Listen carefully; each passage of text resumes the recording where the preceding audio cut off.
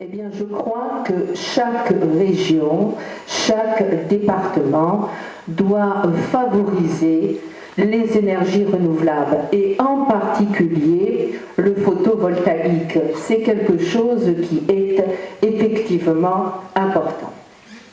Deuxième point du programme, défendre et soutenir les traditions locales. Et c'était le sens de la présence de M. Eddy Puy-Jalon parmi nous. Regardez, là encore, les deux choses, les deux points sont liés. Les chasseurs, les pêcheurs ne sont pas, comment dire, des gens qui ne connaissent pas la nature. Au contraire, ce sont peut-être eux les vrais écologistes. Et nous retrouvons à ce moment-là la dynamique du dynamisme. Une société a toujours besoin de ces jeunes. Et vous savez qu'une des compétences du Conseil général, c'est précisément les collèges. Alors regardons un petit peu le collège d'Arvers. Passez devant les grilles du collège d'Arvers. Et demandez-vous quel est ce bâtiment qui se trouve derrière les grilles. Ce bâtiment, j'ai envie de dire, dans une architecture d'un autre temps. Eh bien, vous savez, ça n'est pas forcément un lieu agréable à vivre. Or, si on veut que les élèves aient envie d'étudier dans de bonnes conditions, si on veut que le collège soit un lieu d'étude, un lieu de vie, un lieu protégé, eh bien, il ne faut pas laisser le collège d'Arvers dans cet état. Avec en particulier l'amour du travail bien fait. Je crois que là, c'est un changement de mentalité qu'il faut opérer. Favorisons les filières professionnelles, favorisons l'artisanat, favorisons effectivement ces différentes formes d'intelligence. Autre point du programme, penser à nos aînés, et pas uniquement avec 10,5 millions d'euros, ce qui est totalement dérisoire. Pensons à nos aînés en leur proposant des choix véritables. Certains préféreront rester à domicile, c'est l'aide à domicile, le maintien à domicile. D'autres préféreront aller dans des maisons de retraite. D'autres préféreront peut-être des résidences pour personnes âgées. C'est leur choix. Offrons-leur ce choix. Et ici, je crois qu'il faudrait peut-être sortir d'un dogme qui a été très souvent le dogme du Parti socialiste. Le public, très bien. Le privé, quelle horreur! C'est presque d'ailleurs dans leur bouche un gros mot. Or, chers amis, s'il n'y a pas dans ce domaine en particulier, pour le plan gérontologique, s'il n'y a pas et le public et le privé, eh bien n'ayons aucune illusion, les objectifs du plan gérontologique ne seront jamais atteints, de même d'ailleurs que l'accueil de la petite enfance. C'est-à-dire que ça ne doit pas être uniquement l'un, uniquement l'autre non plus d'ailleurs, ça doit être les deux, et les deux en complémentarité. Réalisme, il ne faut pas faire dans cette matière de dogme, il ne faut pas que ce soit une question idéologique. Nous sommes aujourd'hui le premier jour de la semaine consacrée au handicap. Une semaine qui est une semaine nationale. Et dans notre plan, dans nos axes forts pour notre canton, eh bien, il faut accorder aux personnes en situation de handicap toute la place qui leur est due. Toute la place qui leur est due. Et là, il faut qu'il y ait une aide plus substantielle du Conseil général, moins de dépenses inutiles et focaliser son aide sur ce point particulier. Normalement, en 2015, tout devrait être aux normes. Ne rêvons pas. Tout ne sera pas aux normes en 2015. Nous avons pris beaucoup de retard et le retard ne sera pas comblé comme cela du jour au lendemain.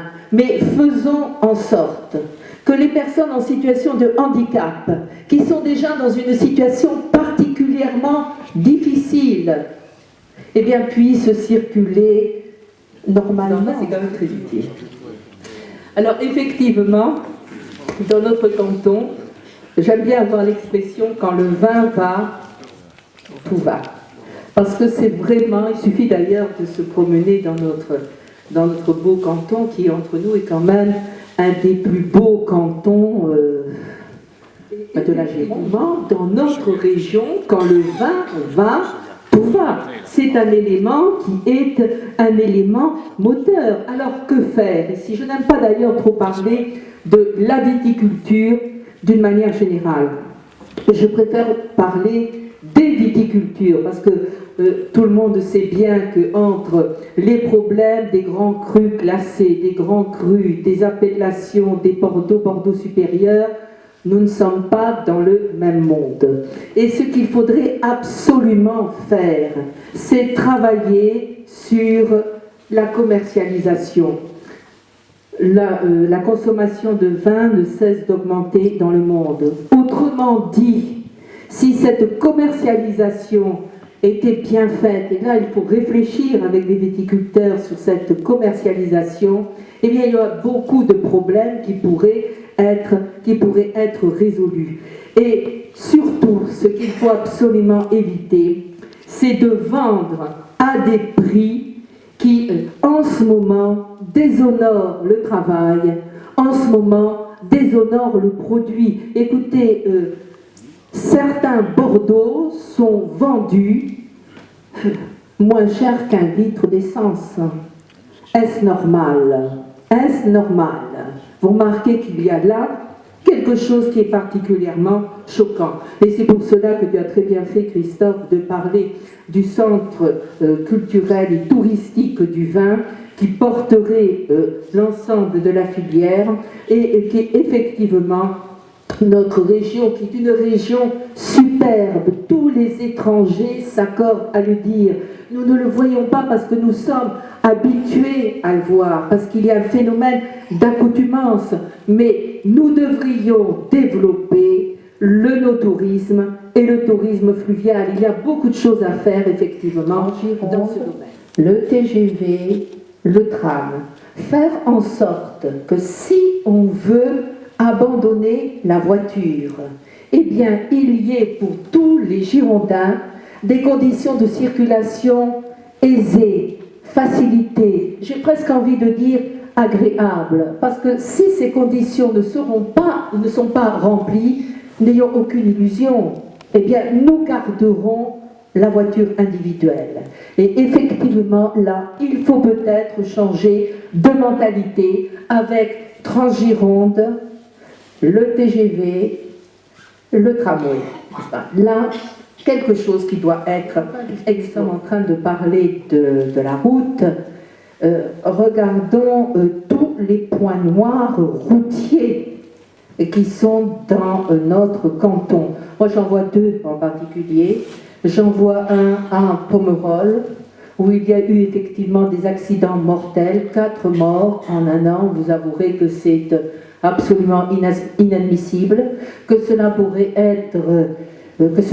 pu être évité avec un rond-point, alors pas forcément un rond-point à 2,7 millions, n'est-ce pas, mais un rond-point négocié au juste prix. Je pense aussi à un rond-point à Ison. Je vois un endroit où il faudrait véritablement un rond-point entre une zone industrielle et une zone commerciale. Il est très dangereux de traverser la route à cet endroit-là. Et tous les points noirs routiers devraient être effectivement une priorité. Et pour terminer,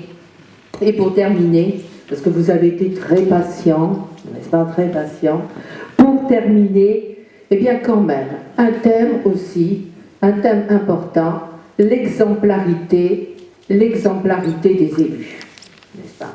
l'exemplarité des élus. Alors vous allez peut-être me dire, est-ce que vous êtes pour le cumul des mandats? Moi j'ai envie de vous dire, vous savez, moi je n'ai rien contre le cumul des mandats, je suis contre le cumul des salaires, quand il y en a trop. Et je pense d'ailleurs que lorsque l'on est contre le cumul des salaires, eh bien le problème du cumul des mandats se résout tout seul, n'est-ce pas? En plus, chers amis, moi je serais pour qu'il y ait, pour que les indemnités soient calculées, eh bien tout simplement sur la présence effective des élus. Quand on vient, on est payé, quand on ne vient pas, on n'est pas payé. Ça me semble la loi du commun des mortels, n'est-ce pas? Donc, ça me semble quelque chose aussi qui, une règle à laquelle les élus devraient se soumettre. Et puis, il y a des petites choses qui sont quand même révélatrices de certains privilèges. Vous savez, normalement, on dit que les privilèges ont été abolis dans la nuit du 4 août. Il y a des choses qui sont tout à fait théoriques. En fait, si on regarde bien, il reste encore des privilèges et on pourrait peut-être supprimer l'abonnement des élus au stade Chaban-Delmas et faire en sorte que cet abonnement des élus au stade Chaban-Delmas revienne tout simplement eh bien, à des associations, à des présidents de clubs qui se donnent précisément avec beaucoup. On est l'élu d'un territoire, on est au service de tous. Et si je suis élu, je m'engage effectivement à ne pas être l'élu d'un simple parti, mais je m'engage à être l'élu de tous. Alors j'espère, chers amis, que les résultats du premier tour nous seront effectivement favorables. Et je vous invite à venir à la prochaine réunion, eh bien la semaine prochaine, à la même heure, au même endroit. Nous commenterons les résultats et je souhaite de tout cœur que les résultats nous soient véritablement favorables et je vous dirai que j'ai bon espoir. Je vous embrasse.